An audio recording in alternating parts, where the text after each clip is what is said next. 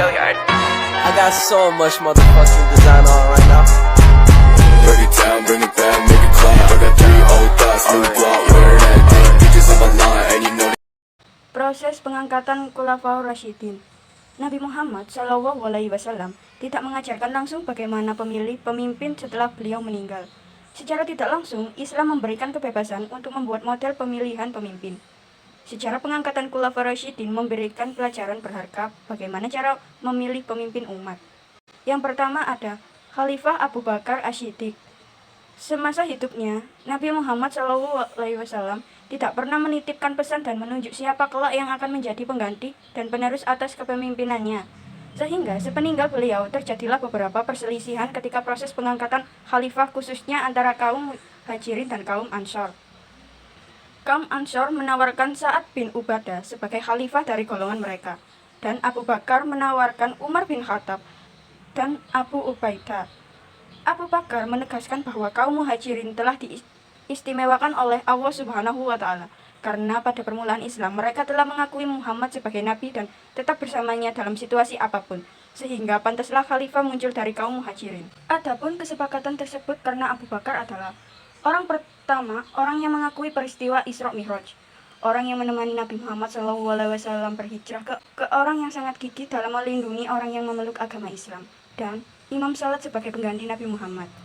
Setelah sepakat, Umar bin Khattab menjabat tangan Abu Bakar dan menyatakan baiatnya kepada Abu Bakar, lalu diikuti oleh Sa'ad bin Ubadah dan umat Islam seluruhnya. Abu Bakar menamai dirinya sebagai Khalifatur Rasul atau sebagai pengganti Rasul. Yang kedua adalah Khalifah Umar bin Khattab. Sebelum meninggal, Khalifah Abu Bakar bertanya kepada para sahabatnya tentang penunjukan Umar bin Khattab sebagai penggantinya. Beliau menanyakan hal itu kepada Abdurrahman bin Auf, Utsman bin Affan, Asid bin Hudayr al-Anshari, Sa'id bin Zaid, serta sahabat-sahabatnya dari kaum Muhajirin dan Ansor. Pada umumnya mereka setuju dengan Abu Bakar dan kemudian disetujui oleh kaum muslim dengan serempak.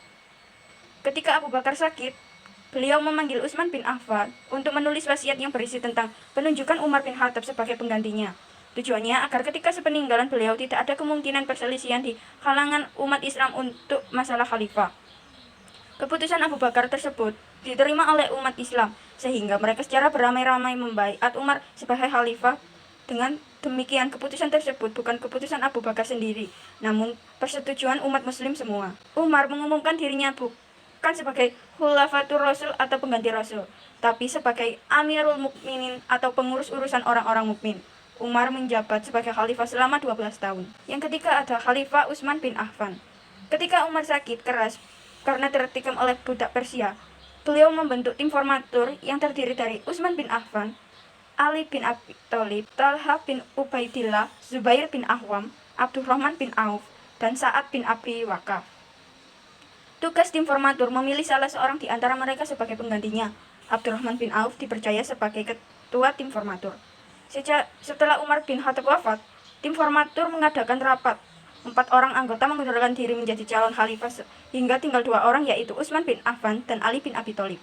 Proses pemilihan menghadapi kesulitan karena berdasarkan pendapat umum bahwa masyarakat menginginkan Utsman bin Affan menjadi khalifah, sedangkan di antara calon pengganti Umar bin Khattab terjadi perbedaan pendapat, di mana Abdurrahman bin Auf cenderung mendukung Utsman bin Affan, Sa'ad bin Abi Waqqas ke Ali bin Thalib. Hasil kesepakatan dan persetujuan umat Islam, maka diangkatlah Utsman bin Affan sebagai pengganti Umar bin Khattab.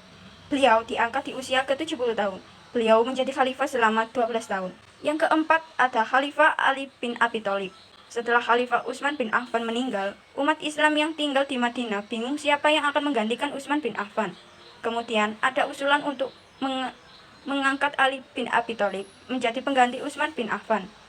Usulan tersebut disetujui oleh mayoritas umat Islam, kecuali mereka yang pro Muawiyah bin Abi Sufyan. Pada awalnya, Ali bin Abi Thalib menolak tawaran usulan tersebut dan tidak mau menerima jabatan khalifah. Dia melihat situasinya kurang tepat karena banyak terjadi kerusuhan di mana-mana. Menurut beliau, situasi ini harus diatasi dan dibereskan terlebih dahulu sebelum memberikan masalah kepemimpinan. Namun, desakan sangat kuat, akhirnya Ali bin Abi Thalib menerima tawaran jabatan khalifah tepat pada tanggal 23 Juni 656 Masehi. Ali bin Abi Thalib menghadapi beberapa kelompok yang menuntut pengusutan terhadap pembunuhan Utsman bin Affan dan menghukum pelakunya.